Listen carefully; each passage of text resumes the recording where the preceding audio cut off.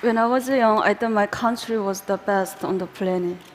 And I grew up singing a song called Nothing to Envy. And I was very proud. In school, we spent a lot of time studying the history of Kim Il-sung, but we never learned much about the outside world. Except that America, South Korea, Japan are the enemies. Although I often wondered about the outside world, I thought I would spend the entire my life in North Korea until everything suddenly changed. When I was 7 years old, I saw my first public execution. But I thought my life in North Korea was normal. My family was not poor, and myself had never experienced hunger. But one day in 1995, my mom brought home a letter from a Caucasus sister. It read, "When you read this, our 5 family members will not exist in this world because we haven't eaten for the past week. We are lying on the floor together, and our bodies are so weak. We are waiting to die." I was so shocked. This was the first time I heard that people in my country were suffering. Soon after, when I was walking past the train station, I saw something terrible that still can't erase from my memory. A lifeless woman was lying on the ground, while an emaciated child in her arms just stared helplessly at his mother's face. But nobody helped them because they were so focused on taking care of themselves and their families. A huge famine hit North Korea in the mid-1990s. Ultimately, more than 1 million North Koreans died during the famine, and many only survived by eating grass, bugs, and tree bark. Power outages also become more and more frequent, so everything around me was completely dark at night, except for the sea of lights in China, just across the river from my home. I always wondered why they had lights, but we didn't. This is a satellite picture showing North Korea at night compared to neighbors. This is the Amno River, which serves as a part of the border between North Korea and China. As you can see, the river can be very narrow at certain points, allowing North Koreans to secretly cross. But many dying. Sometimes I saw dead bodies floating down the river. I can't reveal many details how I left North Korea, but I only can say that during dark years of the famine, I was sent to China to live with distant relatives. But I only thought that I would be separated from my family for a short time. I could have never imagined that it would take 14 years to live together. In China, it was hard living as a young girl without my family. I had no ideas what life was going to be like as North Korean refugees. But I soon learned it's not only extremely difficult, it's also very dangerous.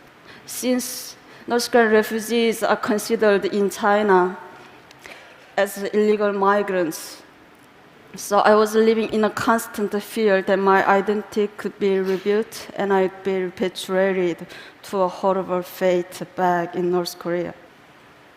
One day, my worst nightmare came true when I was caught by the Chinese police and brought to the police station for interrogation. Someone had accused me of being North Korean, so they tested my Chinese language abilities and asked me tons of questions. I was so scared. I thought my heart was going to explode. If anything seemed unnatural, I could be imprisoned and repatriated. I thought my life was over. But I managed to control all the emotions inside me and answer the questions. After they finished questioning me, one officer said to another, "This was a false report. She's not North Korean." And they let me go. It was a miracle. Some North Koreans in China seek asylum in foreign embassies, but many can be caught by the Chinese police and repatriated.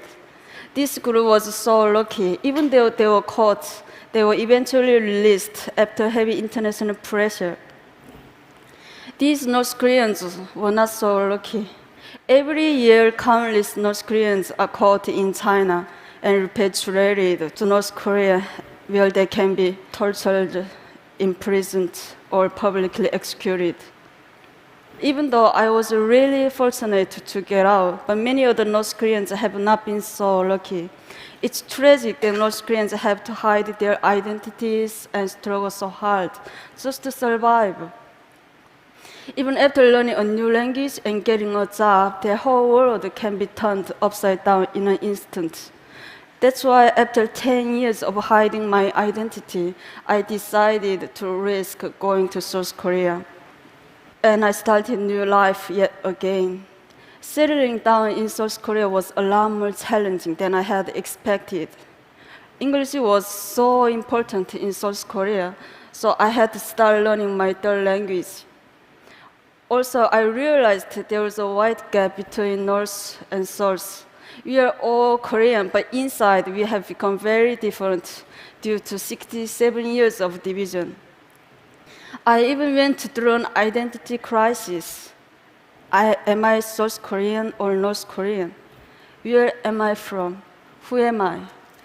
Sadly, there was no country I could proudly call my own. Even though adjusting to life in South Korea was not easy, but I made a plan. I started studying for university entrance exam.